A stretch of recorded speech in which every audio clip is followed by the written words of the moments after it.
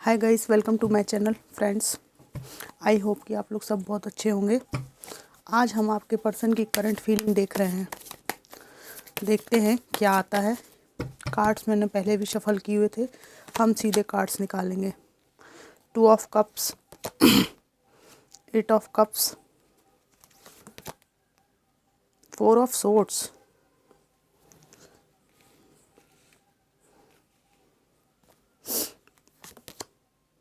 The emperor,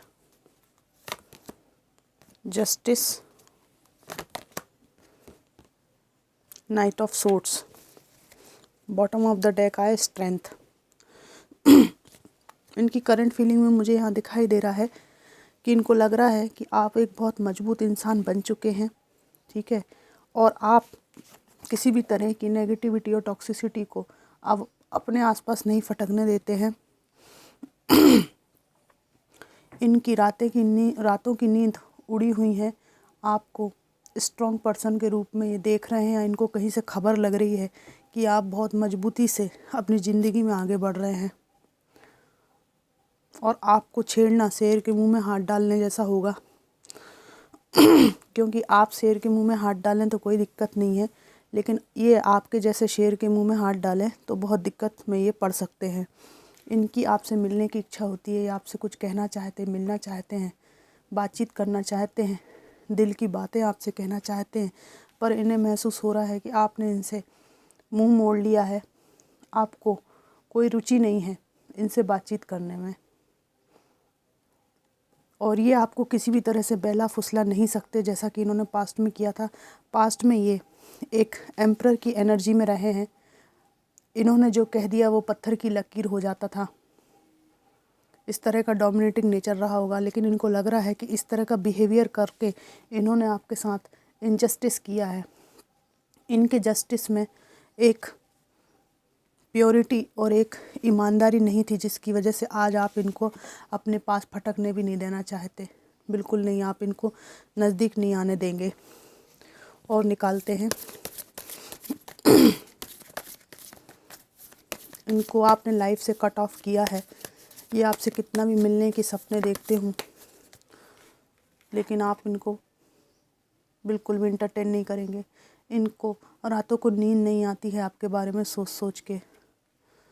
ये रास्ते खोजने की कोशिश करते हैं, लेकिन इनका दिल टूटा हुआ है ये देख कर कि अब आपकी ज़िंदगी में बहुत सारे ऑप्शंस हैं, बहुत सारी ऐसे नई चीज़ें, नए एडवेंचर हैं जिनको आप अपनाना चाहेंगे, जिनकी तरफ आप देखना चाहते हैं। पढ़ाई, शिक्षा, अपनी मनपसंद जगहों पर घूमना, ठीक है, अपने मनी और फाइनेंस पर ध्यान देना, और कुछ हॉबीज़ जैसे बागवानी है ना, कुछ खेलना, और भी लाइफ में जो रिलेशनशिप के अलावा भी जो अन्य चीज़ें हैं उन पर आपका ध्यान है।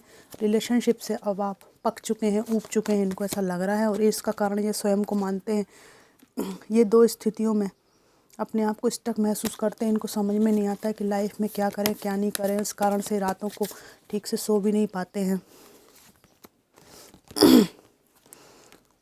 ये हर्मिट मोड में है, और इनको लग रहा है कि जो भी इन्होंने खो दिया है उसके लिए इनको थोड़ा सा बैठकर शांति से अपने पर फोकस करना होगा। इनके मन में शांति नहीं है, शांति की खोज में है।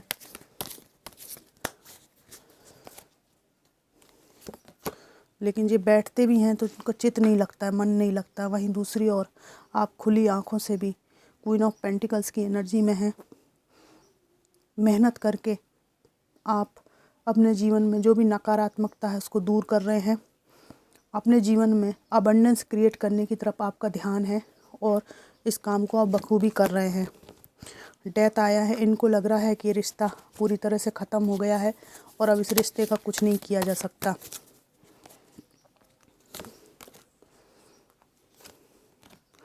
सिक्स ऑफ पेंटिकल्स आया है।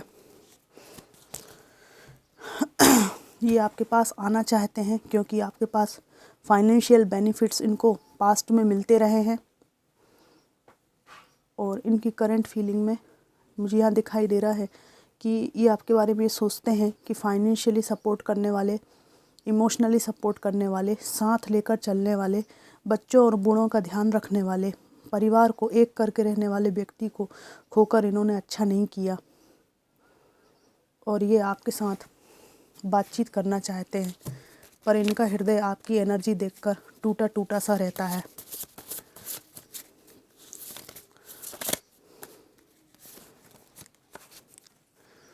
I feel so guilty about my actions and what I said to you. इन्होंने जो कुछ भी आपके साथ किया और जो कुछ भी कहा उसके लिए इनको सॉरी फील होता है। सॉरी नहीं, इवन इनको गिल्टी फील होता है। I wish you would not knock on my door. ये प्रार्थना करते हैं कि आप इनके दरवाजे को खटखटाएं कभी, जो कि आप नहीं कर रहे हैं।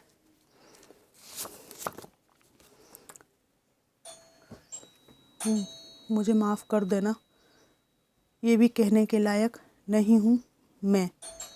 ये कह रहे हैं कि ये आपसे माफ़ी मांगे, इस लायक भी अब ये नहीं बचे हैं। इन्होंने कुछ ऐसा कर दिया है कि इनको पक्का पता है कि आप इनको माफ़ नहीं करेंगे। It was my fault but I blamed you. साफ साफ कह रहे हैं ये कि ये मेरी गलती थी पर मैंने तुम्हें ब्लेम किया।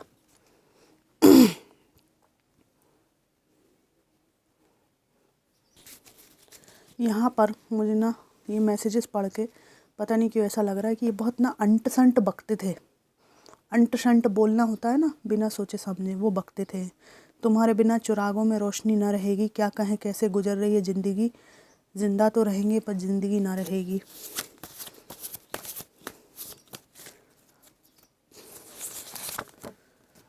I am pretending that everything is okay. ये कह रहे हैं कि मैं दिखावा करता हूँ कि सब कुछ ठीक है, तुम समझती क्यों नहीं। ये कह रहे हैं क्षमा गलतियों की होती, धोखे की नहीं। तो इन्होंने कुछ धोखा दे दिया है आपको, इस बात का इनको अच्छी तरह से पता है। मैं मिलना चाहता हूँ, ये मिलना चाहते हैं और कार्ड भी आया था कि ये मुलाकात करना चाहते हैं। I have feelings for you.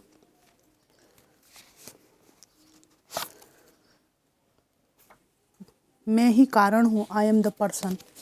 जो कुछ हुआ उसके लिए अपने आप को जिम्मेदार मानते हैं।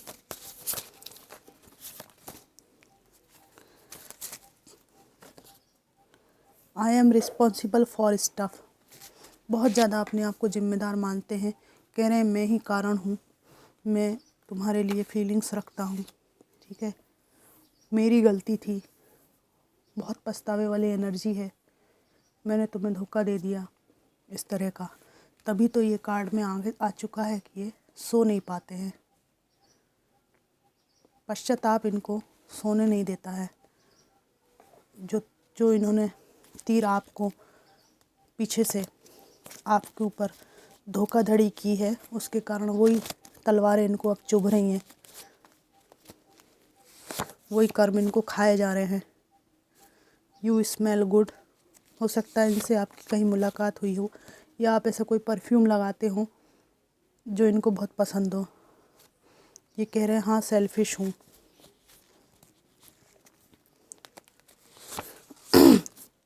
सपने में देखा तुमने मुझे माफ़ करने से इनकार कर दिया है, आ गया ना।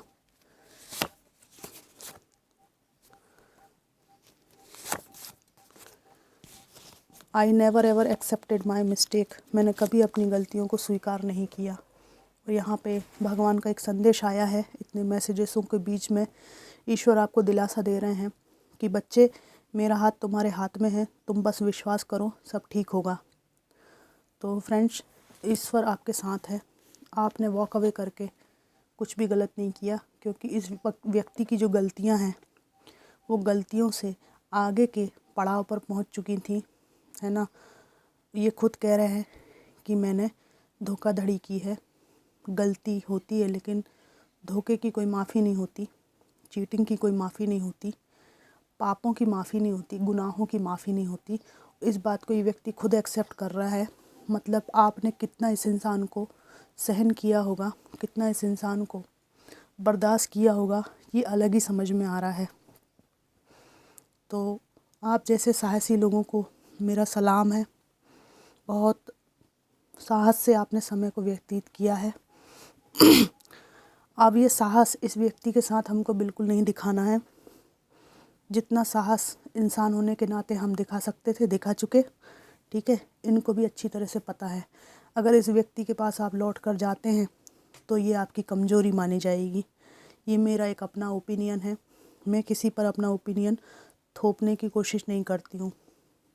मैं प्रयास करती हूँ कि एक सही एडवाइस दी जाए किसी को, तो किसी का नुकसान होने से बच सकता है। तो फ्रेंड्स, ये थी आज की रीडिंग आपको कैसी लगी मुझको ज़रूर बताइएगा। Thanks for watching.